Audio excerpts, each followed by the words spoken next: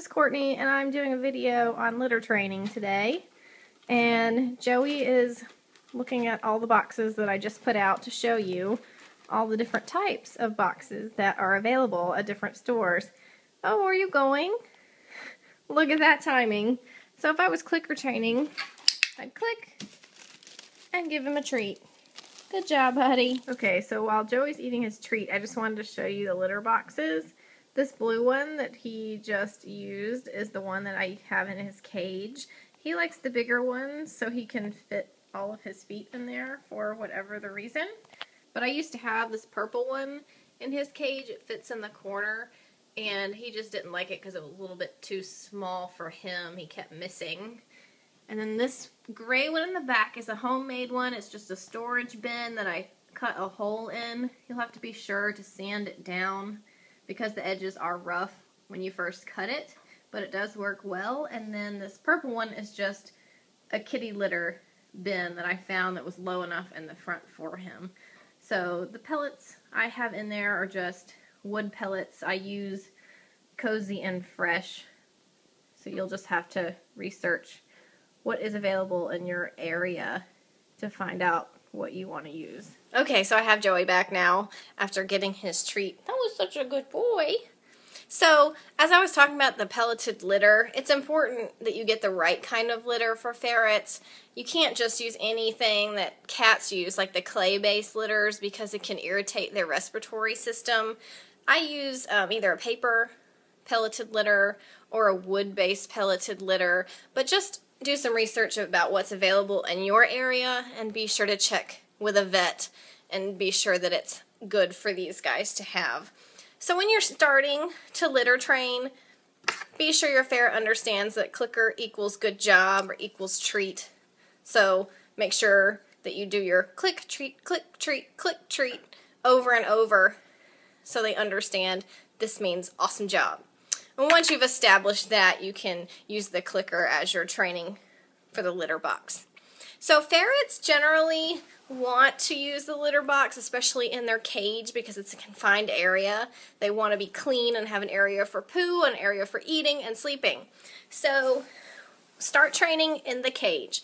And as soon as they go, you'll click your clicker and give the treat. And they'll learn that that's what you like and that's what you want. So if they happen to not go in the box, you don't get mad at them, don't scold them, just pick them up, put them in the litter box, and they should go. Ferrets are easy to tell when they're about to go because they raise their back tail and they scoot backwards a little bit and they like to go in corners. So if you see that behavior, pick up your ferret and put him in the box if he's not there already. So once your ferret gets consistent going in the cage, in the litter box, then you'll just move to a bigger space. So I like to use a bathroom when I'm starting. That way it's a little bit bigger, but my bathrooms are tile, so that's nice too. So I'll put a litter box in the bathroom, and when he wakes up, because ferrets tend to go to the bathroom right after they wake up, I'll see him wake up, take him in the bathroom, and then show him the litter box, and then let him do his thing and wander around. And then if he goes in the box, great, you click and reward. If he goes off somewhere else and starts lifting that tail, pick him up, put him in the box.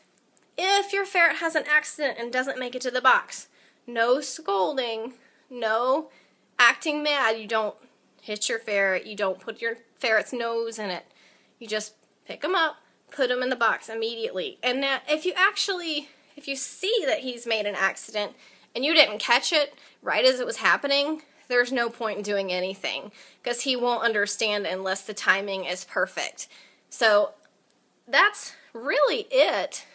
It's pretty simple. It just takes a little time, a little practice, and as soon as your ferret gets consistent in an area like the bathroom, you just gradually get a bigger and bigger space. So what I did with him is after he got good at a space like a bathroom, I brought him into the living room and I put a baby gate out so he couldn't get past the baby gate, and that was just one room. And in the corner, I put the litter box. I did the, if you remember earlier, I did the gray box that I made out of the storage bin. I put it in the corner. I showed him, and I let him see it. And I kept a little bit of poo in there, and goes true for any of the boxes. Just always keep a little bit of poo. That way they can smell it, and I know that's where they're supposed to go. You don't have to leave very much. You don't want your house to smell. So after the bathroom, we're going to the living room and practice the same thing. If he doesn't get it, that's okay. He will. Just keep doing your clicker training. As he goes to the litter box, click, treat. If not, he starts to go and you catch him, put him in the box. If you miss it and you don't catch it until later and it's been there for 5 minutes, don't even do anything. Don't scold him. He won't understand. He'll just think you're mad at him, and he won't understand. So you don't want your ferret to be confused and think you're just angry and he doesn't know why. That's not going to accomplish anything except your ferret being confused and feeling just unhappy and they don't like it.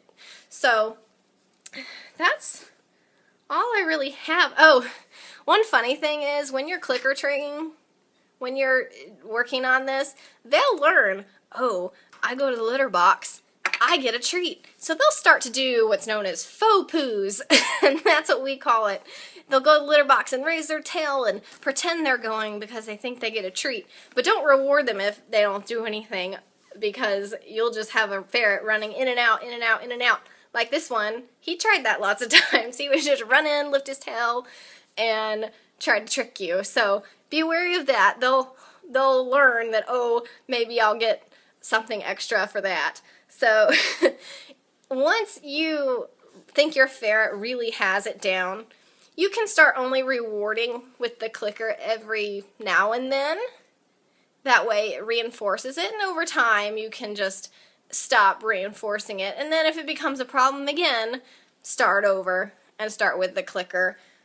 That's really all I did for him. If you have any other ideas, please post them in the comments section or do a video reply and just let me know it worked for you, because that's all that it took for Joey. But I know my way isn't the only way, and ferrets learn differently. So if you have suggestions, just feel free to post them. And if you haven't subscribed to my channel, please do. And I hope you have a great day. Bye!